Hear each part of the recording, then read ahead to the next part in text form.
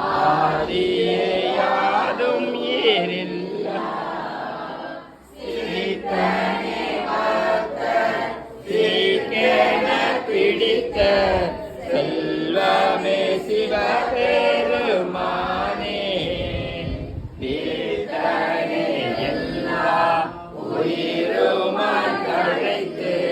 பிழைத்தவை அல்லையாய்